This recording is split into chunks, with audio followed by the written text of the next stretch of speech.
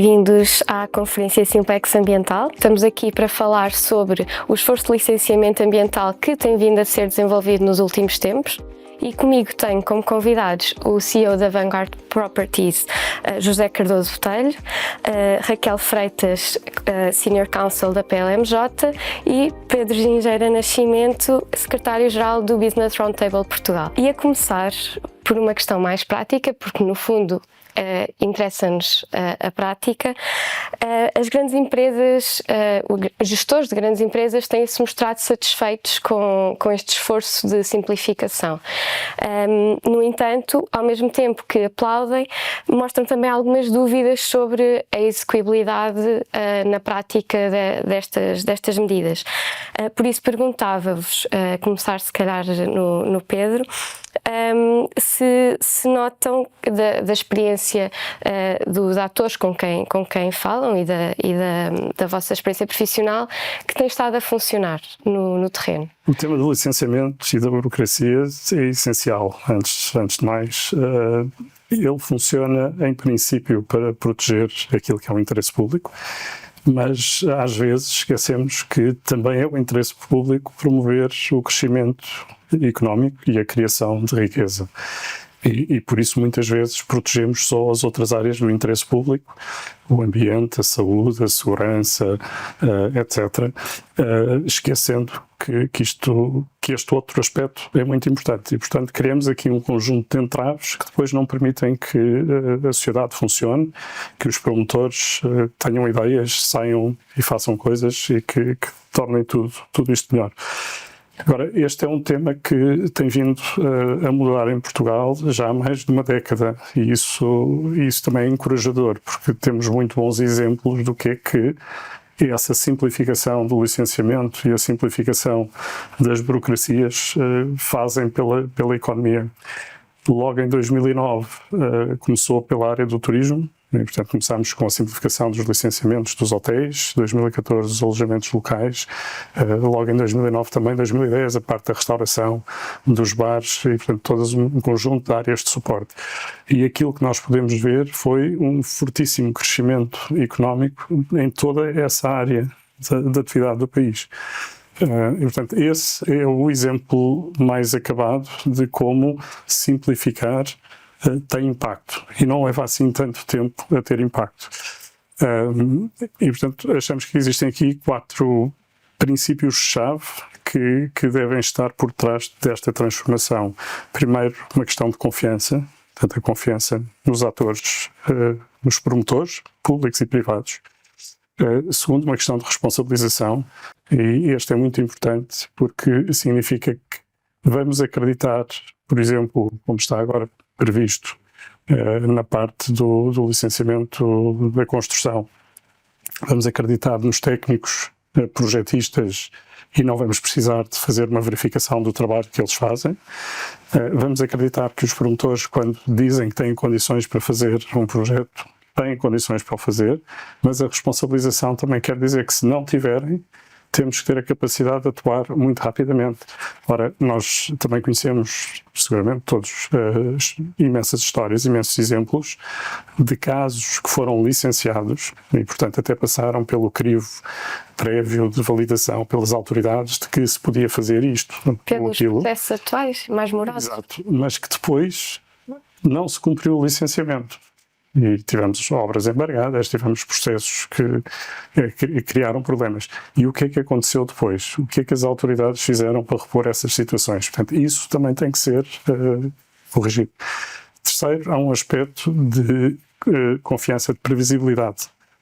Nós não podemos ter situações que são diferentes numa parte do país e noutra só porque sim. Não podemos... Mas isso acontecia? Isto acontece. Cada município define regras diferentes, procedimentos diferentes para os mesmos licenciamentos e, portanto, muitas vezes isso acontece e o promotor privado não sabe às vezes o que é que vai encontrar, porque vão havendo surpresas que estão a acontecer. A história dos diferimentos tácitos aí também é muito importante, porque dá essa previsibilidade de que pelo menos o prazo vai ser cumprido. Agora também a previsão de que vai existir um portal único para que se possa fazer essa entrega, também, se acontecer, vai dar mais previsibilidade, que existe apenas um processo, que existe apenas uma forma de fazer. Há um conjunto de normas também que vêm limitar as áreas em que as câmaras podem intervir para criar regras adicionais específicas para as próprias áreas. E, portanto, isso vai ajudar na previsibilidade. E há um quarto princípio que é muito importante, que é o da igualdade. Nós não podemos ter diferenças para uns promotores e para outros. O que é que isto quer dizer? Enfim, todos nos lembramos, e basta andar por Lisboa, pelo Porto, por outras cidades do país, os maiores erros arquitetónicos que existem nestas cidades foram tipicamente cometidos por promotores públicos que estavam isentos de licenciamento e, portanto, faziam o que queriam. E isto não pode acontecer. Os promotores têm que ser todos iguais perante a lei, perante o Estado, perante a autoridade. Portanto, estes são aspectos que acreditamos que são importantes. Alguns estão a ser resolvidos. Alguns no Simplex Ambiental estão acautelados, alguns no processo agora de tanto ordenamento do território, urbanismo e construção, e no da indústria também estão a ser acautelados, mas estão a ser acautelados ao nível da lei. Eles têm depois que sair do papel e chegar ao terreno. E em Portugal temos muitos exemplos de muitas leis boas que depois não saíram do papel porque faltou uma portaria, porque faltou um sistema ou porque, pura e simplesmente, faltou aquilo que no setor privado chamamos o change management, a gestão da mudança. Sempre que existe uma mudança grande dentro de uma organização, é preciso fazer um acompanhamento, é preciso que a liderança faça um acompanhamento muito próximo daquilo que está a acontecer. E esta é uma mudança muito grande. Nós estamos a passar de um licenciamento ex ante para um licenciamento ex post. Dar-lhe um exemplo. Já houve alturas em que se pais quisessem ter uma criança, tinham que provar que eram casados, tinham que provar que não eram do mesmo sexo, tinham que provar que se calhar não tinham algumas doenças hereditárias que lhes permitissem ter crianças, e só depois é que podiam ter crianças. Hoje sabemos que não é assim. E, portanto, esse é um exemplo muito simples de toda a gente perceber do que é o licenciamento ex ante, em que eu primeiro provo que tenho o poder, que tenho o direito, a legitimidade de poder fazer alguma coisa. E só depois é que me dão a autorização de fazer. E o outro é o exemplo do licenciamento ex post, que é aquele que queremos, é aquele que nós vemos, de facto, no mundo anglo-saxónico muito mais do que no mundo continental, e que tem impactos muito significativos. Agora, como eu dizia, já temos mais de 10 anos de experiência desta transformação em Portugal. E estes 10 anos são muito positivos. Tem-se ouvido algumas vozes a criticarem o crescimento do turismo, mas que nós acreditamos que é uma crítica errada, que é o turismo não cresceu muito, o resto da economia cresceu pouco. Agora, o turismo cresceu bem porque se lhes retirou as amarras do licenciamento. O resto da economia cresceu menos porque continua amarrada pelo licenciamento. E, portanto, nós precisamos de libertar essas amarras, precisamos de libertar esta força criativa que existe e depois deixar que as coisas aconteçam. E aplicar. Raquel, também qual é que é a percepção de como é que isto está a resultar na prática? Eu acho que exemplos práticos ainda não temos concretizados. O que eu posso dizer, e dos vários fóruns onde eu tenho estado presente e discutido este tema, especificamente sobre este diploma, o Simplex Ambiental, é que ele causa uma enorme expectativa. E uma enorme expectativa por parte, eu até diria, do público em geral, por parte das entidades públicas e por parte dos operadores, sobretudo. Porquê do público em geral? Do público em geral porque a motivação deste diploma é resolver problemas estruturais do nosso país. Problemas a nível do desenvolvimento das atividades económicas, que a morosidade dos licenciamentos, como dizia, de facto é um entrave ao desenvolvimento da economia. Por outro lado, há a necessidade de operar a transição energética, de pôr em prática a economia circular, de mitigar os efeitos da seca, porque aqui podemos estar centrados no Simplex do ponto de vista imobiliário, mas o Simplex tem muitas outras vertentes e altera muitos outros diplomas e, portanto, desde os resíduos à água, portanto, há aqui um conjunto de problemas que este é visto como um instrumento para resolver problemas de todos nós. Portanto, isto por um lado. Portanto, a expectativa do cidadão comum, que está minimamente informado, como é que isto vai resultar. Porque a lei, eu acredito que a lei é o primeiro passo para mudar, mas não é o único. Esperemos que não fique por aqui esta mudança. Por outro lado, as entidades públicas, que no fundo têm que lidar com estas novidades todas, como é que isto vai alterar o seu modus operandi? Como é que elas vão reagir a isto? Será que nas situações em que viram o prazo de emissão dos pareceres encurtado, e eu diria que em algumas situações substancialmente encurtado, qual é que vai ser a reação? Vai ser emitir um parecer negativo só não, porque não tem tempo a analisar, e eu espero que isto não aconteça.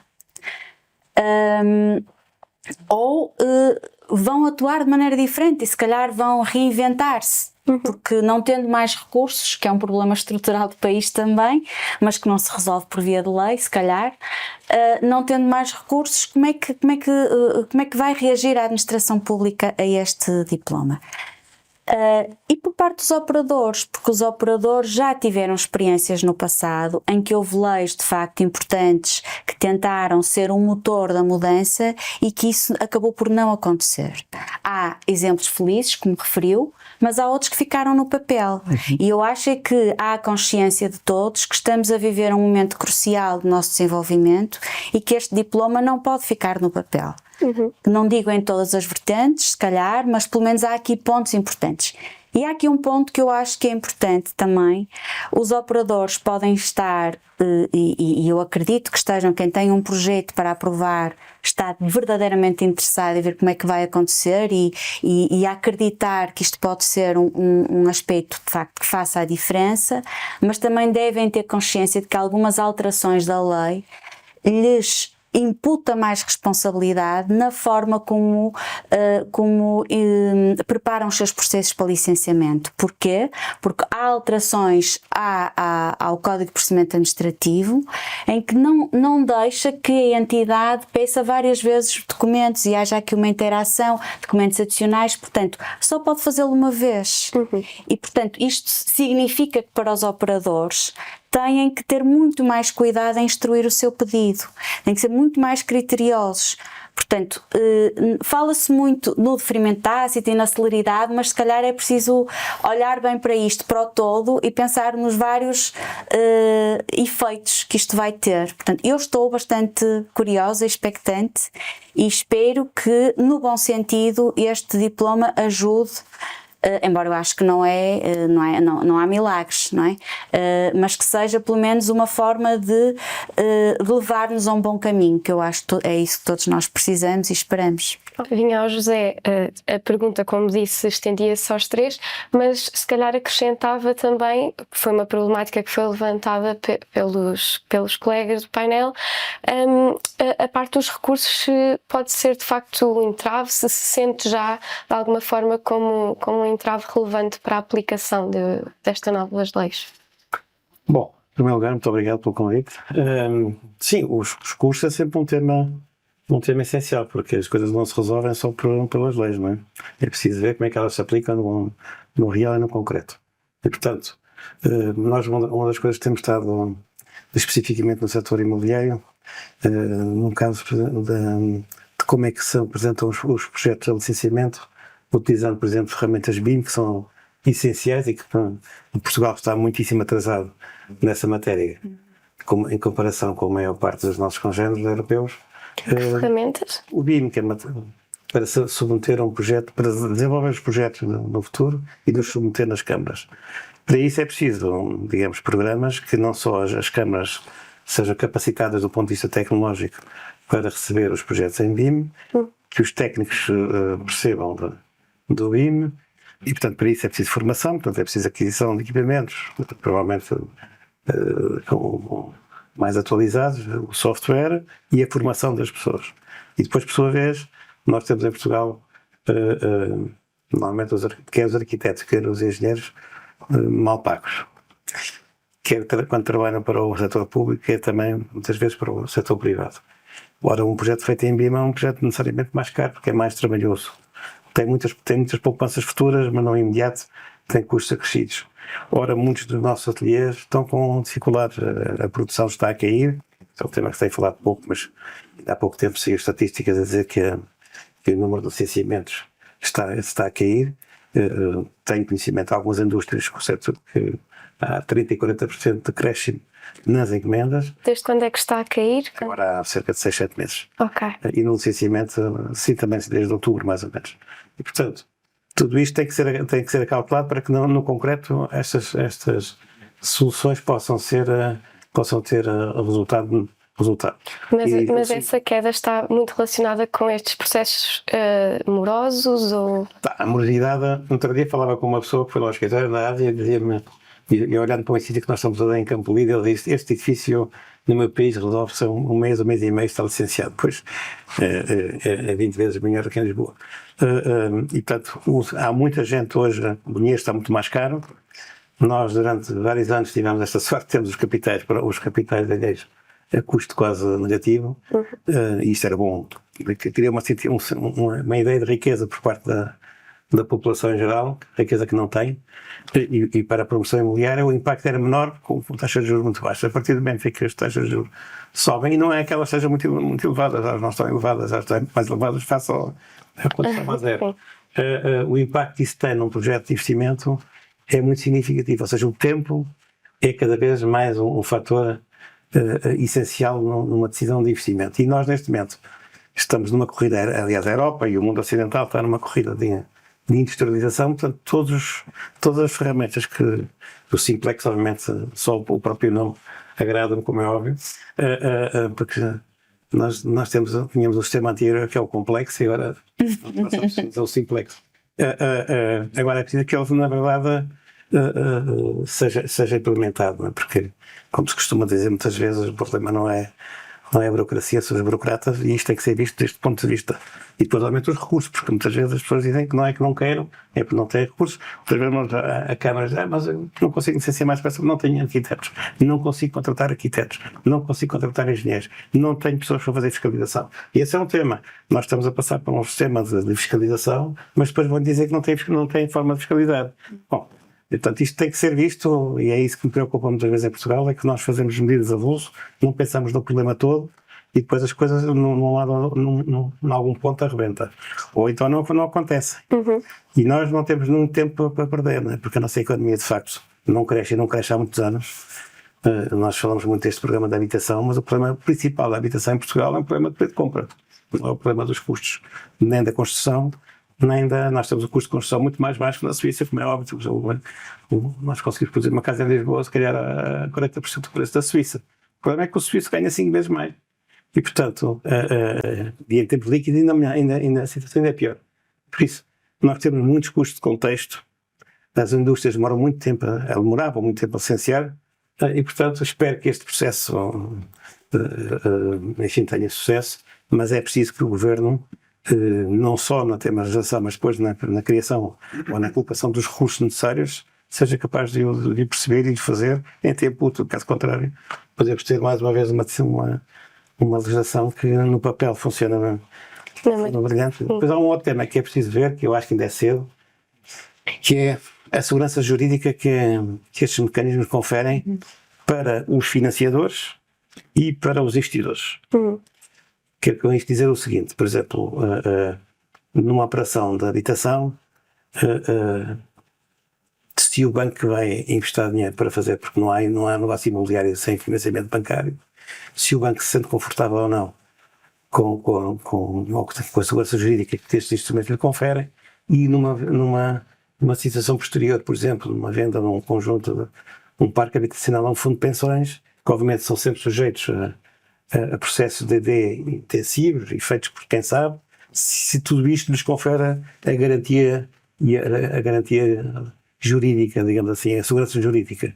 E isso é um tema que ainda está para ver, porque eu acho que ainda, como disse a Raquel, ainda não há nenhum caso concreto que se possa dizer, olha, está aqui um bom exemplo. A questão que agora tinha para o Pedro tem a ver, e que já foi de alguma forma abordada pelo José, e acho que até é interessante se calhar aqui algum contraste, que é, queria perguntar se as intenções de investimento, novos projetos têm surgido, têm subido desde que houve esta simplificação. Se sente que foi um motivo para... Deixa-me só voltar antes de... Eu diria que a resposta direta a essa é não. Porque isto, para já, é um conjunto de intenções. E, portanto, com um conjunto de intenções, os investimentos não saem do papel. Pode começar a pensar-se nisso quando eles comecem a ser concretizados e então aí começar a ter impacto. Agora, só anúncios. Recordo-me que ainda o ano passado, quando se discutia o Orçamento de Estado, se dizia que finalmente vamos ter a entrada em vigor da Lei de Execução Orçamental, que era muito boa, mas era 2014. E, portanto, ela entrou em 2023 em execução. Teve só 9 anos à espera de entrar em execução. Se acontecer a mesma coisa ao Simplex Ambiental, então não vai ter impacto já, aliás, vai ter impactos que vão ser negativos. Porque para já, aquilo que acontece, isso é algo que é sempre muito importante e que o poder político, todo ele, a Assembleia da República, o Governo, os municípios, devem ter sempre presentes. Sempre que um político anuncia uma mudança, tem impacto. Porque se as pessoas acreditam, ficam à espera da mudança. Se as pessoas não acreditam, descredibiliza mais o sistema. Entendo. E, portanto, quando se anunciam mudanças importantes de simplificação aos de licenciamento, quem esteja para entrar num processo que é muito lento e que tem a promessa que daqui a 6 meses vai ser muito melhor, espera 6 meses. Mas qual é que é o ponto de negativo. viragem para deixar de ser um conjunto, visto como um conjunto de intenções e sim como algo... Tem que chegar ao terreno, tem que ser pilotado, de facto, pela administração, tem que ser pilotado pelo governo diretamente, porque este é um processo que envolve muitos atores. Envolve a administração central, envolve a administração regional, envolve a administração local. E, portanto, não basta que o Governo decida ou que a Assembleia da República aprove um determinado conjunto de legislação, depois ela tem que chegar ao terreno, tem que ser feitas as portarias, tem que ser preparados os sistemas informáticos. Aliás, uma das alterações, e aquela referia isso há pouco, há 2 alterações que são muito importantes. Há várias alterações que são importantes, mas há dois aspectos muito importantes. Um tem a ver com o pedido único. De facto, só há um pedido e há uma contagem de prazos que começa desde o início e que não é interrompida, inclusivamente, se o promotor responder dentro de 10 dias. E, portanto, isso é uma alteração substancial, porque a norma era que os serviços iam pedindo, sempre que o prazo estava a chegar ao fim, pedia, porque isso suspendia a contagem do prazo. E não pediam tudo, pediam uma coisa. E depois, cada vez recebiam, voltavam a pedir outra coisa. E um prazo que a lei determinava, que tinha uma determinada previsibilidade, de repente tornava-se completamente imprevisível. Agora, e há outro aspecto que é o do diferimento tácito, a certificação do diferimento tácito, que vai depender de um sistema informático complexo, vai depender de uma implementação complexa, que está prevista, teve um vacácio legis até bastante grande, quase 1 ano, se entra em vigor só em janeiro. Esperemos todos que entrem, e todos aqueles que também já desenvolveram sistemas informáticos sabem que no início há sempre bugs, há sempre problemas. Sim, e, portanto, cá estaremos também para ajudar a resolver isso. Agora, eu gostava de voltar só um bocadinho atrás à questão dos recursos. Não há recursos, é uma queixa que nós ouvimos sempre. Não há recursos em todo lado. Os recursos são escassos. É isso que se chama gerir. Não é? É isso que os economistas fazem, é isso que os gestores fazem. Agora, há aqui várias boas notícias. A primeira boa notícia é que quando nós simplificamos, a sociedade funciona melhor. E já dei há pouco o exemplo do turismo. Entre 2009 e 2022, o PIB nacional cresceu 120%, em termos nominais. O produto do turismo cresceu 220%. 220%. E, portanto, se nós simplificarmos, vamos ter mais recursos. No início não temos, mas isso é como é, mas vamos ter mais. Outro exemplo, o setor azul, o setor do mar, em 2008 valia 1,5% do PIB. em 2018 valia 2,7% do PIB, ele quase duplicou também. E porquê? Porque as marítimo-turísticas foram simplificadas, o licenciamento das marítimo-turísticas, e portanto cresceu de forma muito significativa. Outro conjunto de boas notícias é que não há pessoas, não há recursos, porque as pessoas às vezes estão a fazer as coisas que são erradas. E, portanto, este pacote tem um conjunto de medidas que diz já não vão precisar de fazer. Por exemplo, fábrica que está em operação e que pretende substituir as suas máquinas que estão obsoletas por máquinas mais modernas, mais eficientes do ponto de vista ambiental. O que é que a lei antiga dizia? Tem que passar por um novo processo de avaliação de impacto ambiental. Agora diz, já não precisa, desde que cumpra determinados critérios, ou seja, eu não vou expandir a fábrica de forma significativa, estou a substituir um equipamento por outro mais eficiente. Não preciso, vou reduzir seguramente o impacto ambiental. Porque é que eu precisava de fazer um novo estudo de impacto ambiental? Já não preciso. E, portanto, isso vai libertar recursos. Os recursos que estavam ocupados a fazer isso, que não acrescentava nada, vão poder estar ocupados a avaliar um projeto novo, de uma fábrica nova que não existia, uma zona nova que não existia. Também na construção há aqui uma libertação de recursos. Qual é o valor acrescentado dos técnicos das câmaras estarem a validar qual é a altura dos degraus de um processo de licenciamento para uma casa? Qual é o valor acrescentado do técnico da câmara estar a validar o desenho das caixas do correio? Muito pouco ou nenhum. Agora, quando nós libertamos estes técnicos para fazerem outras coisas, então, se calhar temos técnicos, se calhar temos gente suficiente, se calhar temos recursos suficientes. Estavam era a fazer as coisas erradas. Portanto, eu acho que temos aí duas boas notícias. Agora, voltando à sua pergunta, que é se já vemos novos investimentos. Não vemos novos investimentos porque há a promessa de um futuro melhor. E, portanto, aqueles que tiverem investimentos urgentes e que estejam em cursos, continuam a fazê-los. Os novos processos provavelmente ficam um bocadinho à espera de que isto se torne real. No fundo, se calhar, acaba por atrasar um pouco na medida em que agora fica-se à espera do cenário. É o exemplo do PT 2030. Vamos ter o PT 2030, ou o PRR, não é? E anuncia-se que vai existir dinheiro para criar incentivos para determinados investimentos. Um empresário, um promotor que esteja a pensar, falava-se há pouco da transição energética e, portanto, energias renováveis. Eu estou a pensar colocar painéis solares na minha fábrica. Mas devo fazê-lo agora, quando a Ministra vem dizer que daqui a 6 meses vai anunciar o calendário das candidaturas. Se calhar é melhor esperar 6 meses, porque se vão dar 30% de desconto, não é? Sim, exato, sim. Eu vou esperar, compensa esperar 6 meses. O problema é que depois, quando chegam aos 6 meses, É mais 6 meses. se calhar não tenho logo. Ele vai sendo adiado. Portanto, a questão da previsibilidade é muito importante. Os anúncios têm que ser concretizados e têm que sair do papel. Posso só Claro. clarificar aqui um ponto? Sim. Que é, estamos aqui a falar do Simplex Ambiental, que é um decreto-lei que entrou em vigor dia 10 de fevereiro, se não estou em erro, e produz efeitos a partir de 1 de março, embora tenha algumas medidas que só vão, como disse, e é um aspecto central deste diploma, que é a certificação eletrónica de fermento ácido, só entra em vigor dia 1 de janeiro de 2024.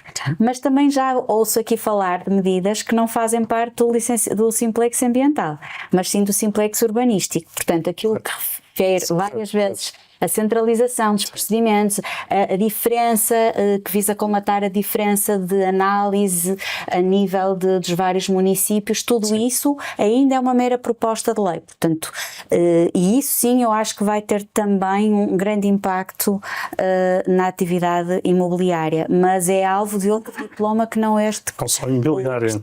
Não só imobiliária, tem também muito impacto em toda a parte da construção para a indústria. Sim, é certo. Sim. Mas atividade económica em geral. como ouço falar nos municípios, isto não chega aí, portanto aí é um complemento. Eu diria que ao final deste ano, se não aparecerem mais, vai haver pelo menos 3 simplex, mas já estão anunciados mais. Há o ambiental, que já está. Há o Simplex Indústria, também está em consulta pública e termina dia 18 de junho, e de grandes projetos. Há o Simplex Urbanístico, mas se ler a motivação dos diplomas destes Simplex, vê que se aguarda um para a agricultura, outro para outros setores da economia. Portanto, vamos chegar ao final do ano, se a agenda for cumprida, com uma série de Simplex. Por isso eu referi ao início que isto é a continuação de uma experiência que já tem 10 anos, Sim. novas datas no país. E, de facto, começou pela questão dos hotéis, mas depois tivemos um alargamento, hotéis, restaurantes, bares, tivemos um alargamento ao setor do turismo, tivemos um alargamento com o sistema de indústria responsável em 2015 ou 2016. Sim, 2012, mas depois deu uma grande volta em 2015. Em 2015, sim, foi bastante alargado. E, portanto, nós temos, de facto, já experiência concreta no país que mostra que durante estes mais de 10 anos, aquilo que muitas pessoas se preocupavam, que era este licenciamento, este sistema antigo de licenciamento, servia para evitar abusos, servia para proteger o interesse público. Passados estes 10 anos, o que nós vemos é que não houve problemas no interesse público, pelo contrário, houve uma grande vantagem para o interesse público e houve crescimento económico, houve mais criação de riqueza. E isso acho que é muito salutar e, portanto, esta vontade do Governo de começar a alterar outros e alargar a experiência a outras áreas parece-nos muito positiva. Tem que sair do papel. Sim, mas nessa continuação de ter de sair do papel, precisamente, a questão que tinha para si era se nota-se já alguma dificuldade dos promotores em adaptarem-se às novas regras, ou se prevê que isso venha a acontecer realmente pela quantidade também de nova informação? O que eu noto desde o dia 10 de fevereiro, em que isto foi publicado, ou melhor, desde o verão de 2022, que foi quando saiu a proposta deste Simplex ambiental, é muita curiosidade e muita sede de conhecimento, saber como é que isto vai funcionar. E portanto, e nós na PLMJ temos promovido iniciativas com clientes e precisamente para debater estes temas, e tem sempre adesão, porque as pessoas estão curiosas e querem realmente, acho que todos temos a noção de que temos que mudar. E que isto é uma peça na mudança, é só uma peça, mas é uma peça importante, se calhar, e portanto eu acho que os promotores cada vez mais estão mais preparados, e eu acho que isso também beneficia todos, a preparação técnica dos promotores, porque quanto melhor forem os seus projetos do ponto de vista técnico, melhor conseguem também transmitir esse saber à administração pública, que é importante, e portanto por isso é que e aqui avanço com uma coisa que estava a pensar falar mais à frente, mas eu sou apologista de uma medida que eu acho que deveria ser implementada nos nossos procedimentos, que era, antes de entrar, haver a possibilidade, não ser obrigatório, antes de um projeto entrar na administração, poder haver uma apresentação do projeto à administração pública, para que se possa perceber qual é que é as preocupações que aquele processo suscita, e o que vai entrar já vai preparado para responder a isso. Diz-me assim, mas já existe essa figura da apresentação do projeto. Existe. Na avaliação de impacto ambiental há um momento em que, imediatamente a seguir à constituição da comissão de avaliação, o promotor apresenta o projeto. Mas nesse momento já passou muita coisa do procedimento e, portanto, se calhar ganhava-se antecipar essa apresentação, esta interação com a administração previamente a apresentar. Porquê? Porque os processos são cada vez mais sofisticados do ponto de vista técnico e, portanto, havia aqui vantagem mútua, quer do ponto de vista do operador, quer do ponto de vista da administração, em que houvesse esta interação, se quiser, um saneamento liminar de dúvidas que o processo pudesse causar. Afunilando se calhar um bocadinho para medidas mais concretas que estão aqui em causa, perguntava ao José, uma das mais sonantes foi deixar de ser obrigatório haver instalações de gás em edifícios, e o que eu lhe perguntava era se esta alteração é relevante em termos de simplificação, porque obviamente teve sempre algumas críticas, ou seja, se a redução da carga burocrática é relevante nesta sequência, se contrabalança bem com no facto estarmos a tirar esta característica dos edifícios que dá mais possibilidade de escolha aos consumidores, daria se tivessem as instalações de gás. Sim.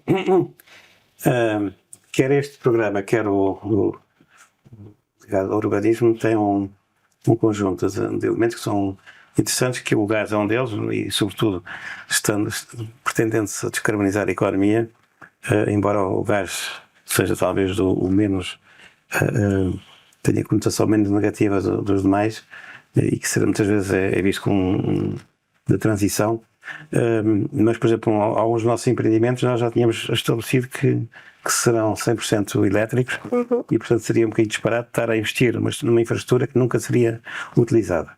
Mas nos edifícios nós tínhamos um conjunto de equipamentos que somos obrigados a ter, mas que na verdade ninguém usa. Por exemplo, a tomada para cada quarto ou cada divisão tinha que ter uma tomada para telefone fixo, que eu, por exemplo, já não tenho há mais de 20 anos um telefone em casa. E, portanto, tudo isso significa mais instalações, mais PVC, mais cobre, mais isto, mais aquilo. Tudo isso encarecia a habitação quando nós já estávamos com problemas de preço de custo, já não é falar de preço de venda.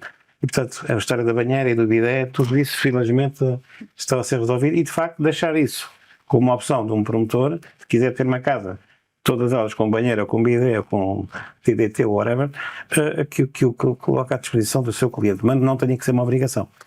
Portanto, nesse ponto de vista, acho muito importante. Nós, como digo, por exemplo, o nosso projeto da Comporta é 100% elétrico, com uma comunidade energética própria.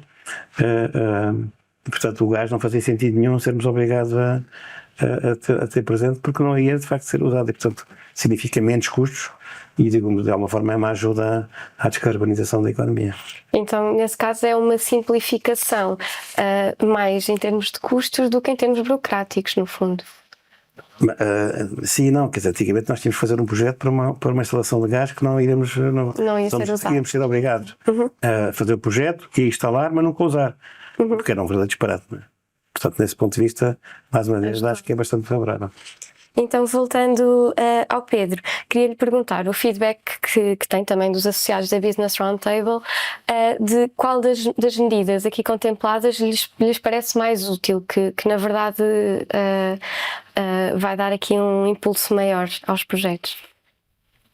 Eu volto sempre às 4 condições-chave que nós acreditamos que são importantes, não é? Que é a confiança no promotor, e isto significa deixar o promotor fazer as escolhas. Não quer gás, não precisa de gás. Não quer ter instalações para pessoas com mobilidade reduzida, não precisa ter instalações para pessoas com mobilidade reduzida. Será importante, mas não são para todos. Não quero ter a ficha disto ou a ficha daquilo outro, porque não é só. Podemos falar da televisão por cabo, podemos falar de todo um conjunto de sobrecustos que se vão colocando e que depois têm muito pouco valor para outras pessoas. Portanto, confiança é muito importante, responsabilidade fundamental, responsabilidade do promotor. Os projetos serem mais difíceis de fazer e, portanto, precisarem ser isso, eu acho que é a melhor coisa que pode acontecer, porque, de facto, nós temos que confiar que temos uma população muito mais qualificada do que aquilo que tínhamos há poucos anos atrás e, portanto, temos de ser capazes de responder a essa exigência que colocamos e à ambição que temos para o país, que é que ele cresça muito mais, que seja muito mais rico. A terceira questão, que é da previsibilidade e a questão dos prazos, da contagem dos prazos, ser muito certa, a questão do diferimento de tácito ser muito certo, é muito importante. E finalmente a questão da igualdade, não podem existir regras diferentes para os promotores públicos e para os promotores privados, para os promotores estrangeiros, para os promotores nacionais, para os grandes, para os pequenos. Os promotores têm que ser todos iguais, têm que conhecer quais são as suas regras, porque senão estamos sempre a criar obstáculos à criação de riqueza, estamos a criar impostos ao desenvolvimento e isso é errado para o país. Mas estas são todas medidas interessantes, são medidas importantes da simplificação. Há uma que infelizmente não ficou no pacote ambiental, que está agora neste novo pacote, e por isso, Raquel, também, da indústria. Não, está no da indústria, num dos grandes projetos que é a questão das conferências procedimentais. Esse é Liberativo. é muito importante, porque de facto quando a maior parte destes projetos interage não apenas com uma entidade pública, mas com N entidades públicas, e acontece muitas vezes uma ficar à espera da outra por causa da resposta, ou pelo menos ser essa a desculpa, que é para dizer, não, estou aqui à espera do parecer daquela direção que ainda não me respondeu e portanto só depois é que eu posso responder. Condiciona a formação da resposta. E, portanto, há esta ideia de facto, que já estava prevista na lei, mas que infelizmente não acontece. Na proposta, sim. E já existe antes, até não só nesta proposta. No CPA, Como uma ideia que devia existir, mas que depois não se concretiza. E, portanto, agora temos nesta proposta do CIR, portanto, da parte da indústria e dos grandes projetos, a obrigação de ter uma conferência procedimental que junta todas as entidades públicas que precisam de ser ouvidas, mas junta apenas uma vez. E dá ao presidente dessa comissão um poder de tomar a decisão e, portanto, de ficar ali formada a decisão das entidades públicas todas. Isso é bastante positivo. O que é a parte menos positiva? Só vai abranger projetos que sejam considerados de interesse nacional, ou projetos que tenham fundos do PRR ou do PT 2030, ou projetos com mais de 25 milhões de euros de investimento. E, portanto, lá está, voltamos à história do princípio da igualdade, que é temos umas regras para uns e umas regras para outros, e isso não é bom. Uma das medidas que salientou e que já tínhamos vindo a falar aqui é o diferimento tácito, que eu diria que é das mais controversas na medida em que parece que os promotores consideram mais importantes e portanto, que farão mais diferença positiva, neste caso, para o licenciamento. E, simultaneamente, temos do lado dos ambientalistas a apontarem-na como sendo uma das que tem um maior risco de não resultar bem em termos ambientais. E por isso perguntava à Raquel se vê este risco de o diferimento tácito servir para aprovar projetos sem o devido escrutínio. Primeiro, o diferimento tácito não foi criado com o Simplex. Isto, eu sei que não foi isso que disse, mas só para clarificar, porque é isto que muitas vezes eu ouço dizer, e isso não é correto. O diferimento tácito já existia, sobretudo estamos aqui a falar especificamente em avaliação de impacto ambiental, já estava previsto. O que não era, o que este diploma realmente, a diferença que ele faz é, como disse o Pedro, é no modo de contagem do prazo para efeitos de diferimento tácito. Posso dar um exemplo muito recente que tive, 2021-22, em que até começar a contar o prazo para o diferimento tácito, a administração demorou 6 meses, porque só ao fim de 6 meses é que considerou que o processo que tinha entrado 6 meses atrás estava devidamente instruído. E o devidamente instruído é dizer que estão lá os documentos formalmente, não é uma análise de conteúdo, compreende? Portanto, aqui o que o Simplex vem fazer é dizer que o prazo de diferimento tácito começa a contar da data da submissão do pedido na plataforma. E também tem uma medida que também pouco se fala, mas que é relevante, é que o prazo de decisão da avaliação de impacto ambiental o prazo geral passou de 100 dias para 150. Isto se calhar para acomodar aquelas ineficiências que existiam e para dar aqui mais conforto à administração. E, portanto, o diferimento tácito já existia. O Simplex o que veio fazer foi introduzir algumas medidas para tornar a sua contagem mais objetiva e limitar as situações em que o prazo se podia suspender. Pronto. Portanto, agora, é verdade que esta medida do diferimento tácito é questionada na praça pública pelas organizações ambientais, como referiu.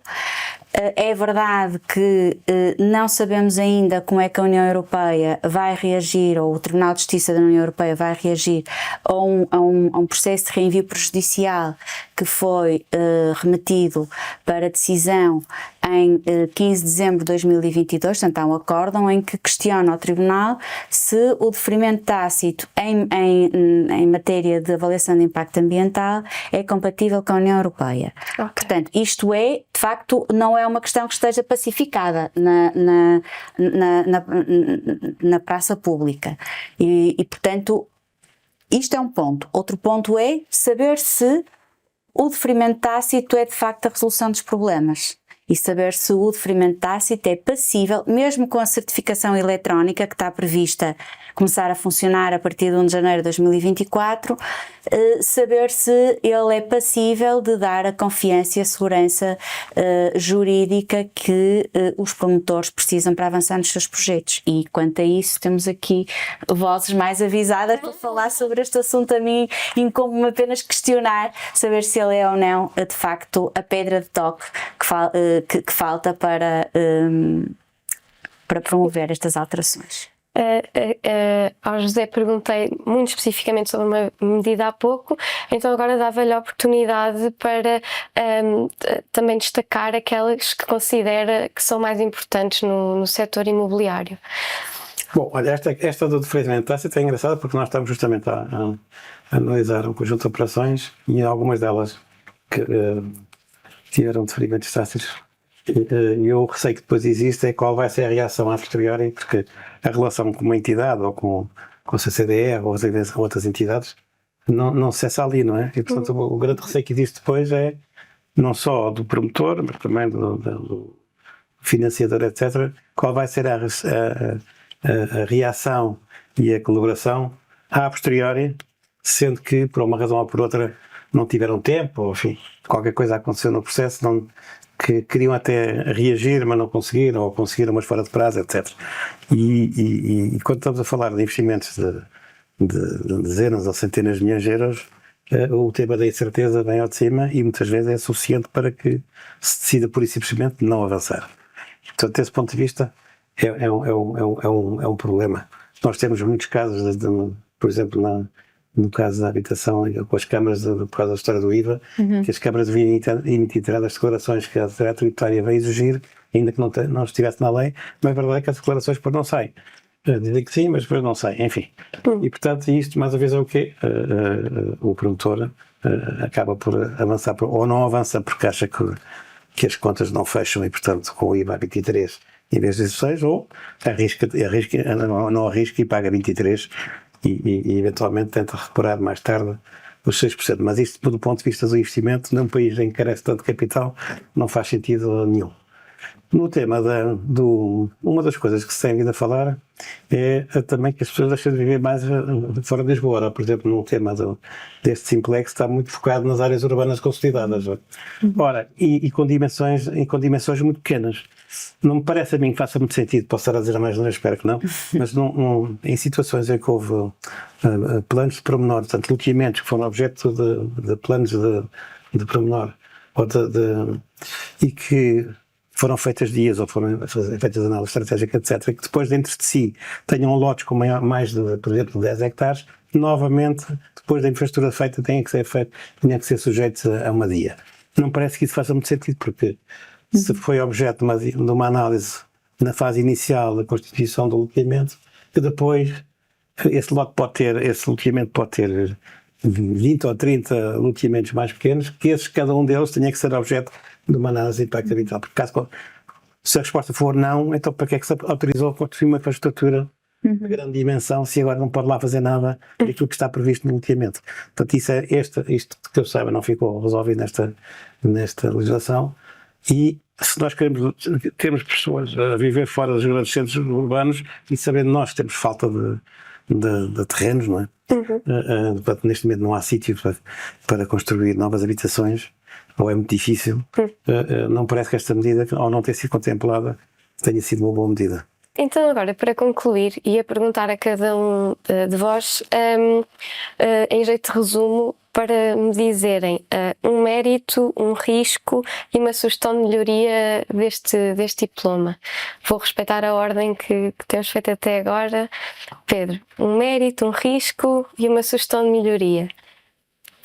Eu acho que o mérito, claramente, é dar continuidade a este processo de transformação do nosso edifício legal e burocrático em Portugal, de um sistema de licenciamento mais continental ex ante, em que se pede autorização para dar um passo, para um sistema de licenciamento ex post, em que se confia no promotor e depois verifica-se se está de facto a ser cumprido ou não. Esse é bastante positivo, tem bons resultados destes 10 anos de experiência e, portanto, a acontecer, são boas notícias para o resto do país. O risco é que de facto não saia do papel, porque temos muitas boas ideias que depois não saiam, porque a ferramenta eletrónica afinal não fica construída, não fica disponível, porque é complicada, porque ficou tudo muito bem nesta lei, mas depois permitiu-se que os serviços criem dificuldades, enfim, próprias que vão inventando e, como dizia o José há pouco, que o burocrata não seja a burocracia, mas que seja o problema depois criado pelo próprio burocrata que está a defender o seu trabalho e o seu modo de vida e, portanto, não nos podemos esquecer que esse é sempre um dos principais incentivos que todos nós temos, não é? Que é o da sobrevivência, e por isso tem que ser combatido. E isso levava-me à sugestão, que é a questão que já tinha falado há pouco do change management. Isto é um processo de transformação, de gestão muito profunda da administração pública, tem que ser pilotado. Não basta assinar uns despachos de qualquer gabinete ministerial ou de uma Assembleia da República e esperar que depois não basta o mandarim mandar fazer, é preciso ir atrás, pilotar, andar a aprender com os erros, porque seguramente vão haver muitos erros nas plataformas, nas portarias, no que seja, que vão precisar de ser ajustados ao longo da sua vida. É assim na atividade empresarial, não pode ser diferente na atividade da administração pública. Certíssimo. Raquel, então relembrava-lhe só começar por um mérito, seguidamente um risco e uma melhoria. Algumas já avancei aqui, mas agora fazendo assim o resumo, eu acho que o mérito é de imprimir objetividade a medidas que já existiam nos diplomas anteriores. Portanto, isto é um caso clássico, é o deferimento tácito. Ele já existia, ninguém sabia em alguns casos quando é que tinha deferimento tácito ou não, só estamos aqui a falar em avaliação de impacto ambiental, mas há outros diplomas que também tinham este instrumento de deferimento tácito e de facto era uma incógnita saber quando é que tínhamos um deferimento tácito, fruto da forma como ele estava regulamentado especificamente nessa lei. Portanto, objetividade, o prazo conta-se assim e o deferimento tácito forma-se com o decurso do prazo. Isto é, para mim, é um mérito, certo? Independentemente de se considerar que o deferimento tácito é útil ou não, isto é um mérito. Um risco, para além daquele que o Pedro identificou e que eu me identifico totalmente, que é a questão de isto não ficar no papel, portanto, de ser verdadeiramente implementado, é a forma como a administração vai reagir a isto. E já disse aqui, portanto, vai retrair-se, isto vai ter um efeito contraproducente ou não? Esperemos que não. Uma sugestão de melhoria, uma vez que estamos aqui centrados na avaliação de impacto ambiental, é só dessa que vou falar, eu diria que é aquela sugestão de possibilidade de discutir o projeto com quem o vai depois avaliar. Há uma figura na lei que é um pouco isto, mas não fica muito aquém, que é a proposta de definição de âmbito do estudo de impacto ambiental, mas eu acho que era preciso ir mais além do que isso. E acho também, pode pensar-se assim, mas isso vai consumir recursos e vai ocupar a administração a pensar em coisas que ainda não entraram.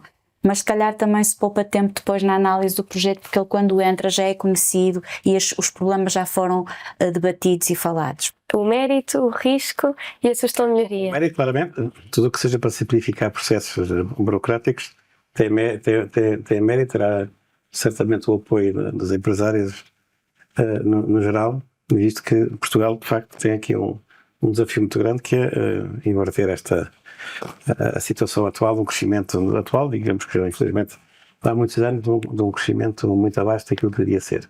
E portanto a simplificação de todos os processos, nomeadamente que permitam construir uma fábrica, uma nova fábrica, uma expansão da fábrica, ou justamente, como eu tenho visto muitos casos de melhoria, de substituição de equipamentos por equipamentos muito mais avançados e tecnologicamente